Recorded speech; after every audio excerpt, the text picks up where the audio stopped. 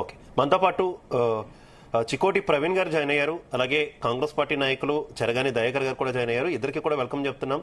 చికోటి ప్రవీణ్ గారు, విజయరావు గారు, నేను మీ దగ్గరకు వస్తాను just a minute. Chikoti Praveen గారు, నా వాయిస్ క్లియర్ గా ఉందా మీకు?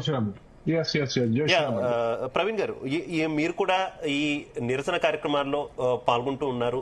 అసలు పోలీసులు ప్రతి అడుగునా కూడా ఆలయం దగ్గరకు వెళ్లకుండా ఆంక్షలు విధిస్తున్నటువంటి సిచ్యువేషన్. అయితే అసలు ఆ భూమి ప్రభుత్వానిది అని ఇటు ప్రభుత్వ వర్గాలు చెప్తుంటే అసలు ప్రభుత్వానిది కాదు అనేటటువంటి వాదనలు కూడా కంటిన్యూ అవుతున్నాయి. ఏం జరుగుతుంది అసలు ఈ భూమి చుట్టూ, ఈ ఆలయం చుట్టూ? ఇప్పుడు అది ప్రభుత్వందా కాదా అనేది పక్కన పెడితే, ఒక 70 నుంచి 80 సంవత్సరాల నుంచి ఉన్న గుడి 12 ఎకరాల స్థలంలో ఎక్కడో కార్నర్ ఉంది.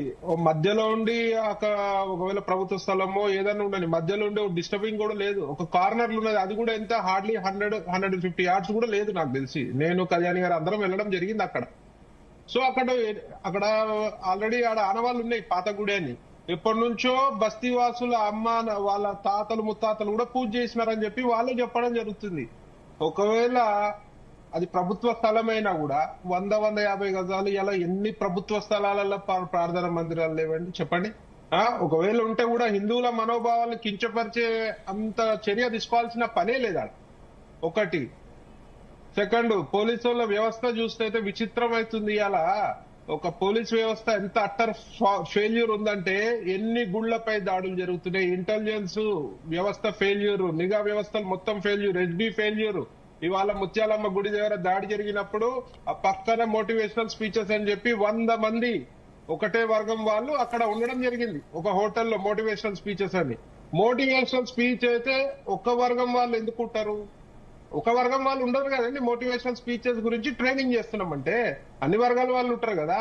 మరి వాళ్ళని ముత్యాలమ్మ గుడిపై దాడి చేసిన దుండగుడు ఆ రోజు దాడి చేయంగానే వీళ్ళందరూ కూడా మొత్తం సూట్ కేసులు పట్టుకొని మెల్లగా వెళ్ళిపోతుంటే పోలీసులు ఉండి ఆడ ప్రేక్షక పాత్ర చూస్తున్నారు. మరి వాళ్ళు ఎక్కడి నుంచి వచ్చారు? వాళ్ళు హైదరాబాద్ వాళ్ళు కాదు, వాళ్ళు ఒక వర్గం వాళ్ళు, హైదరాబాద్ వాళ్ళు కాదు, వాళ్ళు వేరే. వాళ్ళ చిన్న కనెక్షన్ ప్రవీణ్ గారు, వాళ్ళు వెళ్ళిపోతుంటే పోలీసుల ప్రేక్షక పాత్ర కాదు, పోలీసులే దగ్గరుండి సెక్యూరిటీ ఇచ్చి వారి మీద ఏ అటాక్ జరగకుండా పంపించారు. అబ్సల్యూట్లీ. మరి వాళ్ళు ఎక్కడి నుంచి వచ్చారు? వాళ్ళు ఏంది? వాళ్ళ ఆధార్ కార్డులు ఏంది? ఐడీలా, రోహింగ్యాలా, ఏమైనా వేరే ట్రైనింగ్ అవుతున్నాయా? ఇవాళ మాకు 100 అనుమానాలు. ఇవాళ మదర్సాలల్లా ఏం జరుగుతుందో అక్కడ నిఘా పెట్టారు పోలీసు వాళ్ళు. ఇక్కడ హిందువులు పండగలు చేసుకుంటే నిఘా, హిందువులు డీజే పెడితే నిఘా, హిందువులు జెండాలు కడితే నిఘా, హిందువులు మాట్లాడితే నిఘా, మాట్లాడితే కేసులు, గోరక్షణ చేస్తే కేసులు, గుళ్లపై దాడులు చేస్తే మేము శాంతియుతంగా పోయి మేము నిరసన ప్రదర్శిస్తుంటే కూడా మమ్మల్ని పట్టుకొని చొక్కాలు పట్టుకొని తీసుకుపోయి వ్యాన్లు వేసిన సంఘటనలు ఉన్నాయి.